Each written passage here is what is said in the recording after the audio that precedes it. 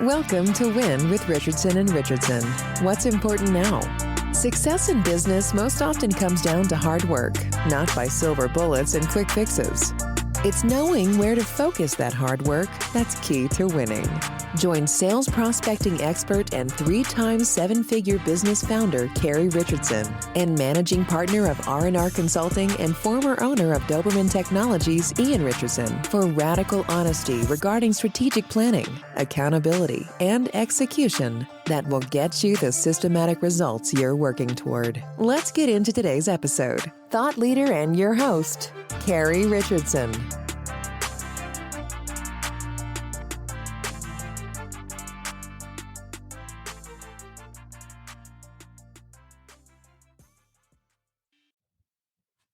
Good afternoon, everybody. Welcome to Win. My name is Carrie Richardson. I am one half of the consulting partnership, Richardson and Richardson, and this is Win. Today with me is Michael Cervino, the CEO of Circle Square Consulting. Nice to chat with you today, Michael. Thank you for joining us. Thank you. Nice to chat with you, Carrie. And where are you joining us from today? Lovely Philadelphia, Pennsylvania area. I'd tell you the actual town, but nobody's ever heard of it. What's the weather like? Cold. And I'm not enjoying it. I'm a warm weather person. I just got back from Miami myself, so I'm adjusting to the frosty Detroit weather. I'm jealous. I followed it on social media. It was a good time. I guess if you like art, it's a good time. If you're not an art fan, then I think it would have been a 15 miles a day of walking for very little enjoyment. Yes, probably.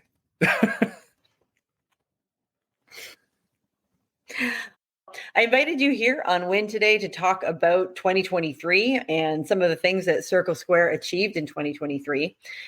For everybody who hasn't met Michael and isn't familiar with Circle Square, we're going to start with a brief intro of the business. Tell us how you started the business and what's happened since. Yes. We started Circle Square because my background was helping MSPs identify operationally where their deficiencies were, help build out the sales organization. And I've worked with a number of MSPs to help achieve that. And after a certain period of time, I realized that, hey, why am I not doing this for myself and gaining all the benefits? So in the middle of a pandemic, I decided, hey, we're going to go ahead and launch Circle Square. And really just what we were able to do is tap into a lot of our relationships and say, hey, the same things that we were able to help you with when we talked previously, or if areas that we've worked together, if there's any opportunity for us to work together, we'd love the opportunity to reach out. And we were blessed enough to have a number of people that put their faith and trust in us and helped us grow the business. And in turn, we've helped secure theirs. So you had a managed services background before you launched your MSP. Michael and I worked together closely. How many years ago? 2017, maybe? It's been a while. It's been a while. I don't want to date either of us. No, I'm using the filters. So you started Circle Square in 2020. It's now 2023. Tell us about the most important thing you've learned as a business owner in the last 3 years. So how does owning a business differ from working in one in the exact same space? So we started in 2021. So I'll say at the tail end of the pandemic, I should have said. So we took on our first clients in October of 2021. And through 2022, we were able to grow. And I guess the biggest thing I learned is how hard it is to actually be a business owner. When you've been on the operational side, you have a lot of experience and you feel like you have a lot of responsibility. But once the employees are actually being paid by you And you have the responsibility not only to the employees, but also their families. And you learn about them. You go to their kids' events, and there's a level of responsibility there that I don't take lightly. And I think that's probably the biggest thing that I've had to learn and get used to as a business owner. It's just the people. It's the empathy of having the responsibility of those individuals and their livelihood. So you had to make the jump from being operational, and I'm sure that you did manage people while you were in those roles. The difference now is being the path to financial security for those employees. Yeah, and you have the responsibility. They get paid first. And I've never had to deal with that. I've had times where I didn't get paid, or I was putting money back in so I could make sure people were getting paid. That's a much different experience that you don't really get to understand until you've done it. Mm-hmm. Yeah, I've been there myself, and there weren't a lot of times that I didn't take a paycheck, but there were times, and they were scary times, and I'm happy to be past them. Me too. And we haven't had it often. There have been those times where you do what you got to do. Mm-hmm. So tell me a little bit about the progress that Circle Square has made over the last few years. I know that we've talked privately on a couple of occasions, and 2023 was a pretty good year for you guys. What are the things that you did right? What we did right was hold to our values and really do what is best for the client. And I say it, and it really often sounds cheesy, but I truly believe that for us, we're, as a managed IT vendor, we do this every day. And we don't often get held to the same standard as your attorney or your accountant. We have a very specialized set of skills, and people don't often question their attorney. They don't often question their accountant, but they always feel like they have to question their IT guy. And really where we want to do things is position ourselves different. We're not the day-to-day IT guy. The execution part is easy. Solving the problem is easy. Anybody can do that. It's how you leverage the strategy and how you actually engage with the business to understand their goals and achieve their goals by leveraging technology in the right way. And for us, all of our growth has been through referral and relationships, and holding true to our values and making sure that all of our employees, everybody that we interact with, actually understands that and lives and breathes it. I believe is the key to our success, and will continue to be. Yeah, there's a real trend, and I was talking about this on a podcast earlier today. There's a huge push towards using AI in all businesses, but especially in businesses where people have some technical know-how. Right? I think we're a little more comfortable going in and playing with the different solutions and services that have AI within them. Are you pursuing any interesting opportunities with AI, either for your clients or for your own business right now? Both. For us, one of the things that we're looking at is leveraging some of the AI and robotic process automation to allow our employees and our technical staff to do their jobs better, while we'll still have the full visibility and control over what it's doing. We'll also have the time where we'll essentially be able to work on 4 or 5 different things at the same time, while having the AI do some of the redundant tasks that we don't need to do, creating accounts, ordering licenses for us, provisioning services. These are all the things that the technology realistically can do and has proven effective. as far as for our clients, a really simple and quite honestly silly thing, but has actually been pretty beneficial for the client. We have one client that is in a compliant industry, and we worked with them to develop policies and procedures. And they don't really understand a lot of the policies and procedures. So what we did is we uploaded it to a custom chatbot, all of their policies and procedures. And if they have a question about them, they can actually just chat with it. They had a new CFO in, and one of the prompts that we tested and trained it on was, I'm a brand new CFO, and please explain to me what my policies and procedures are, or what should I be concerned with? And it gave them a very detailed explanation that he's, wow, this is amazing. What else can we do with this? That's great. I'm happy to see that there are people that are helping people navigate AI instead of just waiting to see what kind of secrets lay at the bottom of that pit. And as far as the secrets, one of the things that is scary and that we're advising a lot of our clients on is the dangers of AI and really understanding where your data is. How is it categorized? How are you labeling it? Because let's say you have, one of my clients has 80 SharePoint sites. And when was the last time they've done a really good audit of what's contained within their SharePoint sites, within their team sites, files that people are uploading that may contain sensitive information that would may be hard to access if you had to manually find it. But now if you have an AI or a large language model ingesting all of that, and you accidentally have a document that is publicly available that contains the CEO's salary, all I have to do is say, what's the CEO's salary? And it's going to go find it and tell me.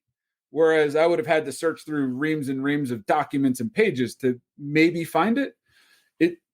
It's going to make accessibility to data a lot easier, which is a benefit, but it's also scary if you're not planning it the right way. So that's one opportunity that is especially prevalent in your industry right now. Have clients come to you in the same way that you had mentioned that we don't talk to our lawyers the way that we might talk to an IT provider?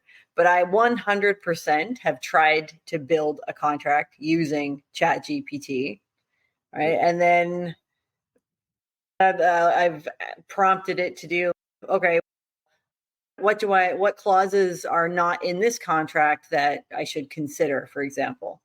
And if I went to my lawyer with that, my lawyer would tell me to F off, right? That would be it. He'd be like, what are you doing here? Even though I know my lawyer is just taking a contract that he already has and dropping and dragging some clauses around, at least I know there's human eyes on it. And if there's some horrible mistake, for example, he is going to point that out and we're going to be able to remove that. So are the people coming to you the way they would come to a doctor saying, I Googled this, or I asked ChatGPT how I should set up XYZ and they said this? Are you already seeing that?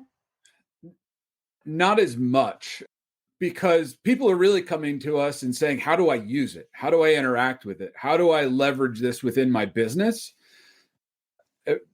One of the presidents of one of our companies, and when he watches this, he's going to know exactly who he is, has been asking us very regularly, what's the status of Microsoft Copilot? When are we going to be able to get it?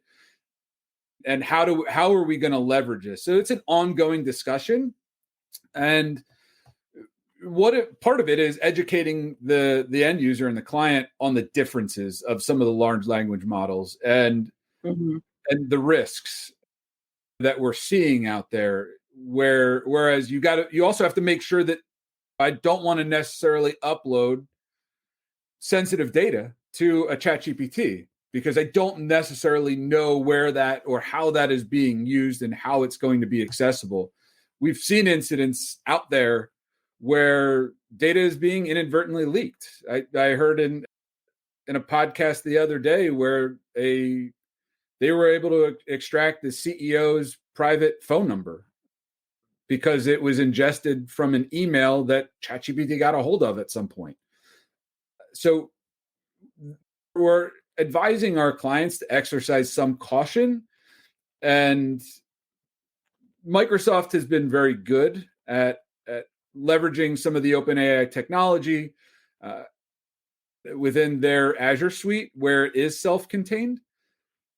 We're still waiting to see what some of the future is going to hold with Copilot, and we're waiting till early next year where that is going to be available. But where we can leverage it and we feel safe, we're going to our clients, and our clients are coming to us and saying, how do we use it? But once again, we're advising them to use some caution, because this technology is only a year old as of a couple of days ago, and we've seen how much it's evolved. I think it's devolving, if you ask anybody on LinkedIn right now. In certain cases, it is. Whereas GPT 3.5 was able to do things, GPT 4, some of the new iterations are not as good. Bard is coming out, and it's got some other features. A lot of AI is marketing fluff, quite honestly.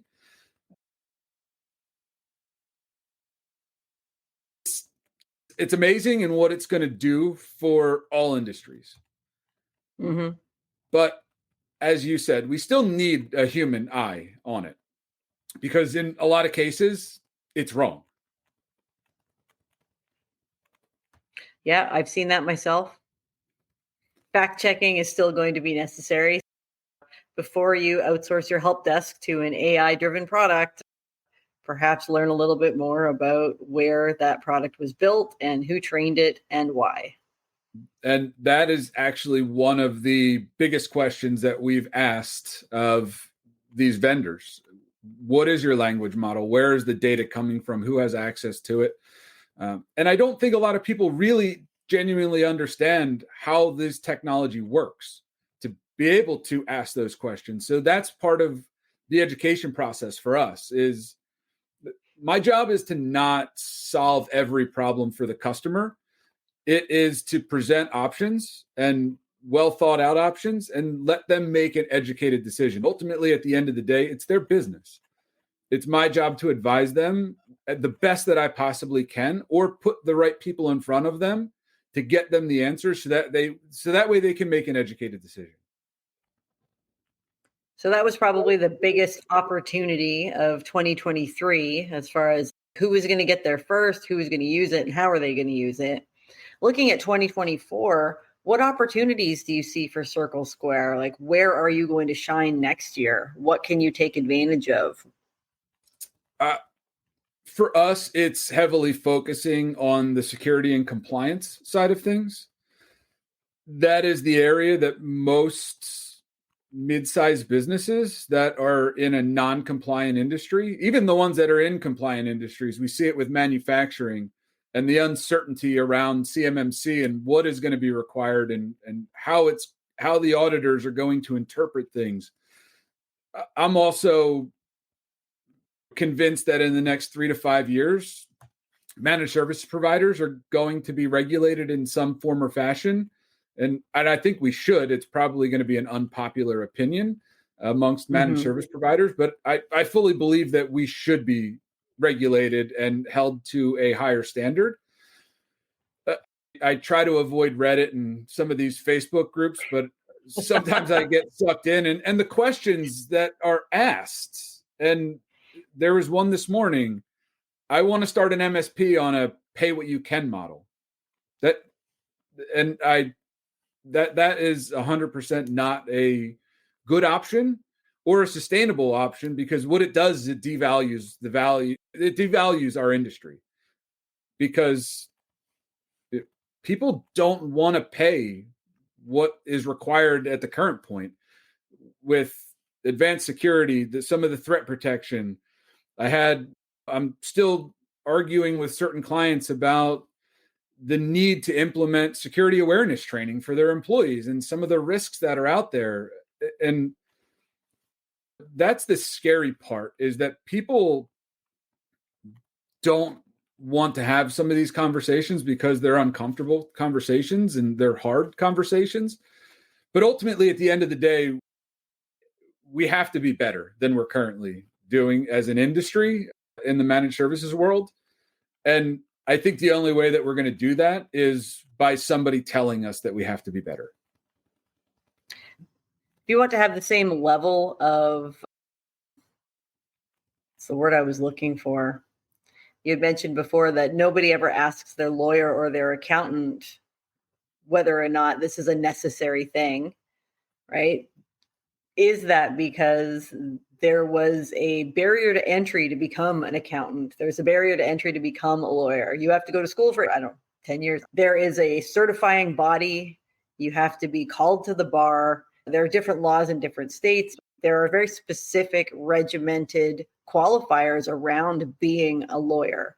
And if you make an error or you make a decision that is not in your client's best interest, they can strip that certification from you and you will no longer be able to practice law. That is not so for managed services providers. I could start my managed services provider today. I have zero technical abilities. I'd be the one on Reddit asking, what RMM should I use? I'd be asking, how does an RMM work? I've been selling them for years, but if you asked me to set one up, I'd be completely lost. But I'm great at sales and marketing, so I've been selling managed services for 10 years. What's to stop me from just starting a managed service provider? I can sell, I can market. I can't support anybody, but that doesn't seem to be a holdback in this space. That's a great point. And I don't think I've ever considered it that way from the barrier to entry. But that's a perfect analogy, really. Most of the people, and I'm friends with a lot of these people. I love the channel. I love the managed services industry. I think a lot of people are really well-intentioned, but they're tech people that run a business. And I look at it as I'm a business person that happens to own a tech company. That's really how I look at it. That's the conversation that I want to have. I don't want to have a technical conversation because, quite honestly, most of the people that I talk to, like you, they don't understand and they don't really care. They don't want to know. They just want to know, this is what I'm trying to achieve. And can you get me there? Oftentimes, they don't even know or care how I'm going to get them there. They just want to know that it works. Most of our clients, they don't tolerate downtime. They don't tolerate problems.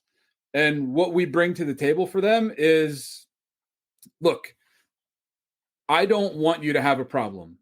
We're going to do everything within our power to use the right technology to make sure that your systems are secure, that if God forbid something gets in, and it will. Just assume that the client is going to have some type of incident. But how do we contain it and make sure that it doesn't spread? That when something gets through, it only affects one person. We deal with it, we remediate the issue, and get that user back to work as fast as humanly possible. That's the conversation that we want to have with a business owner, rather than, oh, the SentinelOne software is amazing and it's so high on Gartner. They don't care. And quite honestly, those things are all pay to play anyway. So if you understand how it works, you don't really put a whole lot of value in them. I care about, is the technology going to allow me to achieve the goals for my client and allow me to achieve what I set out and I tell them that I'm going to do. I don't have salespeople. I meet with most of the clients directly when we're presenting to them. I met with a client yesterday, or a prospect yesterday, and I said, look, I'm not a sales guy. What I tell you is what is going to happen. And the only person accountable to that is me. So I will make sure that if I tell you it's going to happen, this is exactly how it's going to happen. And I believe that there's a level of value there. I know that, look, I ran sales teams. I've been just the sales guy. But in this case, I am selling, but I'm really just selling what my belief is and the value of what we bring to the table. I can't think of a better place to stop than that. So thank you for joining us today. Thank you for sharing a little bit about what you've learned on your journey over the last few years. Be exciting to see what happens in the next few years. It sounds like Circle Square has a pretty exciting 2024 if the good Lord's willing and the creek don't rise. So we wish you much success, and thank you for joining us today on Win. Thank you. I can't wait to come back and tell you about my wins.